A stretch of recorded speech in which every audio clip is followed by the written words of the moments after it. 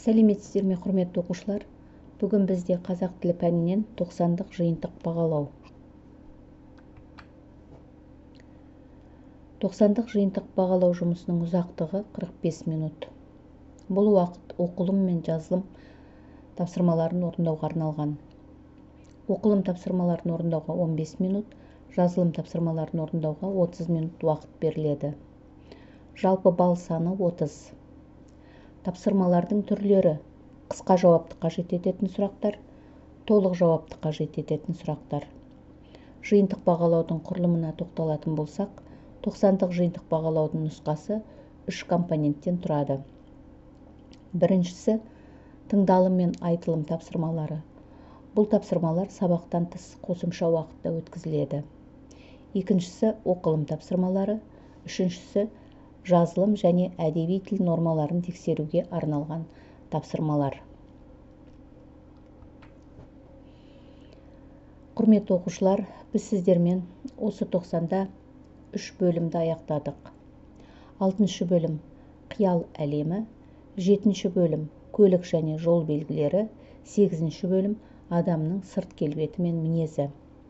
Бүгінгі 90-дық жиынтық бағалау жұмысы осы бөлімдер бойынша болмақ. Оқу мақсаттары: тірек сөздермен ұсынылған иллюстрациялар арқылы тақырыпты болжау, тірек сөздермен жетекші сұрақтар арқылы негізгі ойды анықтау, нұсқаулық құрылымы мен рәсімделуі арқылы жанрлық ерекшеліктерін ажырату, мәтін мазмұнын түсінуге, нақты ақпараттарды анықтауға бағытталған сұрақтар құрастыру, сюжетті суреттердің желісі бойынша әңгіме құрастыру. Оқылым тапсырмасы.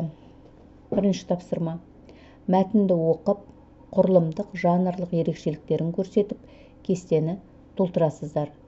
Қазір осы нұсқаулықтан кейін сіздерге кесте беріледі.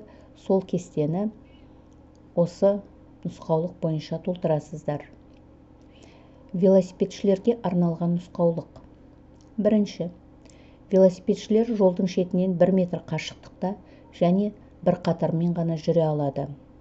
Бұл қағида тоқтап тұрған көлікті басып озу кезінде ғана бұзылады.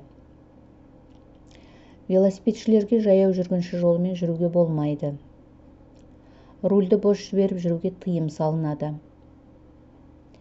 Велосипедті еркін басқаруға кедергі келтіретін көлемі үлкен заттарды алып жүруге болмайды.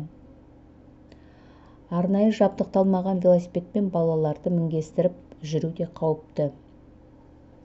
Велосипедшілер топталып жолға шығатын болса, өздері жүретін бағдармен алдын ала танысып алу қажет.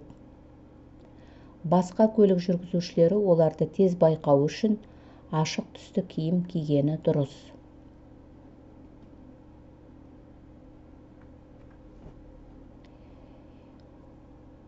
Осы танысқан нұсқаулықтарыңыз бойынша осы сызбаны толтыруларыңыз қажет.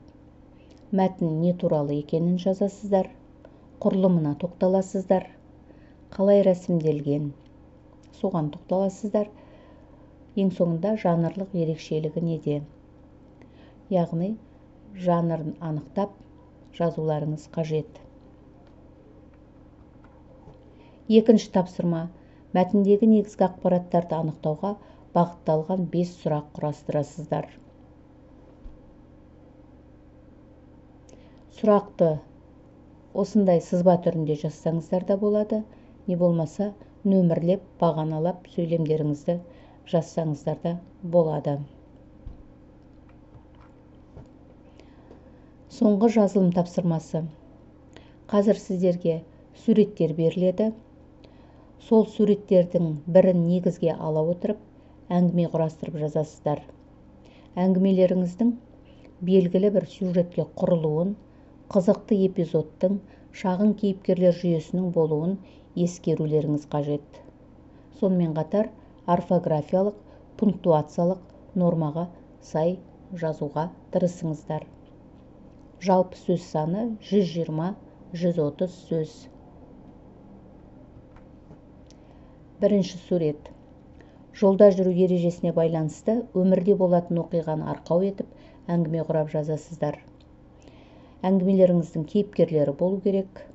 Ұл бала, қыз бала болсын, оларға есімдерді ойластырып жазасыздар. Екінші сурет. Мінез құлықтарына қатысты туындайтын достар арасындағы қарым-қатынастарды негізге ала отырып, шағын әңгіме құрастырып жазасыздар. Үшінші сурет. Кейіпкерлері адамдарға қауіп төндірген айдаһар және елін қорғаушы батыр болатын қиял ғажайып әңгіме құрастырып жазасыздар.